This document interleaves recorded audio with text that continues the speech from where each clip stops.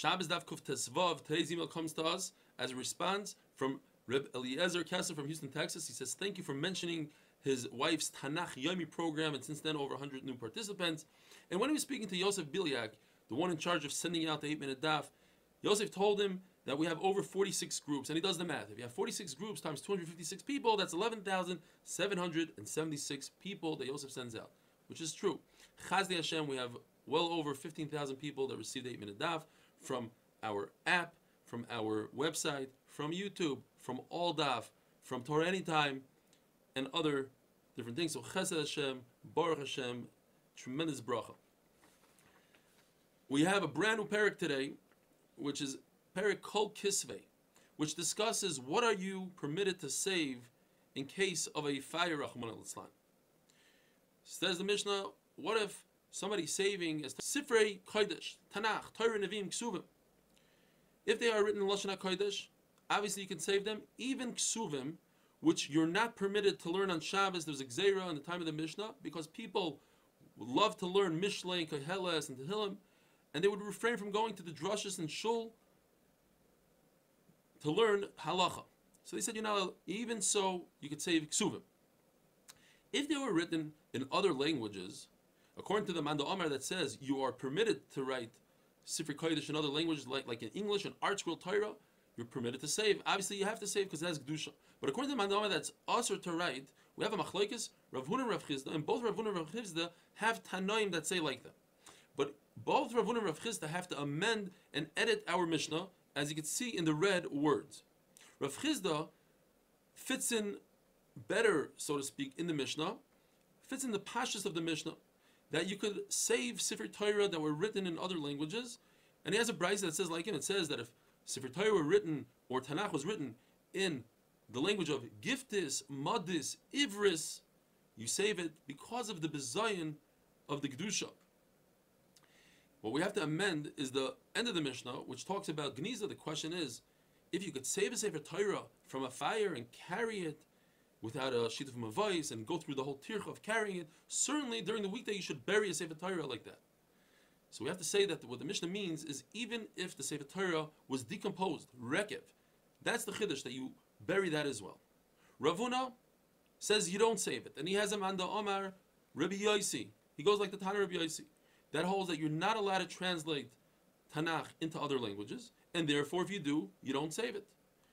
What the Mishnah says, nevertheless, if somebody did translate it, you should bury it and be goinez that safer. Like the story with Abba Chalafta, who told Reb Gamliel. Reb Gamliel was the grandson of Reb Gamliel HaZaken. He was also the grandfather of Rabbi Yehuda Anasi, the author of the Mishnah.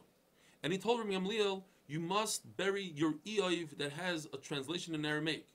Translated in Aramaic. Just like your grandfather, Reb Gamliel HaZaken, he told somebody to bury Eiv on Harabayas. And what that person did was, there was a builder over there that was building the stones, and he told him, put it underneath the stone.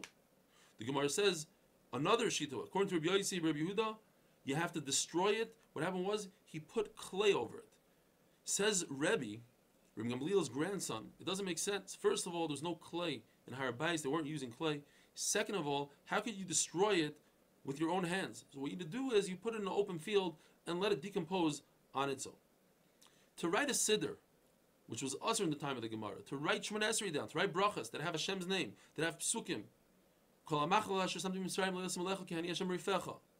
etc. Psukim that Rashi brings down, that are brought in kameis, with Hashem's name. A fire comes, what do? You don't save it, you let Hashem's name burn. And that's where the saying comes, that if you write down brachas, you're like burning the Torah, because in case there's a fire in Shabbos, you won't be able to save it. The Gemara tells the story, there's a person that would write down these brachas, he wrote down Sidurim, and they told Rabbi Shmuel went to check it out himself. As Rabbi Shmuel was climbing up the ladder, the person heard somebody coming, he realized what's going on, he grabbed a bunch of these Sidurim, these brachas, and put it in a pail of water to erase Hashem's name. Says Rabbi Shmuel, the Aveira that you did the second time is a lot greater than the first Aveira.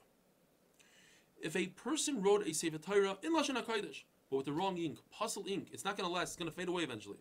Rabbi Rav Huna wanted to say logically that you don't save such a Sefer Torah. However, there's a Mefurish of Brisa that says you do save it. The Brisa says, what's the difference between all Tanakh and Megillas Esther? Megillas Esther has to be written ba'ashuris in Lashon Kodesh, on parchment with kosher ink, meaning other svarim don't have to be written with kosher ink in order to be chayiv, to be matzel. Your matzel, you save even without kosher ink. And therefore, Rabbi Bar Rav Huna, even though logically it didn't make sense to him, he had to give in to a mefurish brisa. A Sefer Torah, that all the ink fell off, but it's left with one Shem Hashem, one Askara, you have to save it. If it has less than 85 letters, you don't save it. 85, the significance of 85 is like the Parsha of Vayhi ben Soya. Yigarsa Adusa are two words in the Torah that are in Aramaic. If somebody translates those words, or anything in Nevim Ksuvim, translates from Aramaic to Hebrew, to Lashon Kodesh, those words and letters are mitzdaref and they combine to the 85 necessary to save a Sefer Torah. Rav Huna says the 85 letters have to be in one place. And Rav Chizda says they could be scattered throughout the entire Torah. Rav Huna has to explain, there's a brayza that says that if a Sefer Torah is decomposing and you could gather 85 letters from all over, you have to save. So Rav Huna is going to explain gathering words that contain 85 letters. If the words are all over the place, then they add up to 85. But if there are individual letters, 85 letters must be in one spot. Have a wonderful day.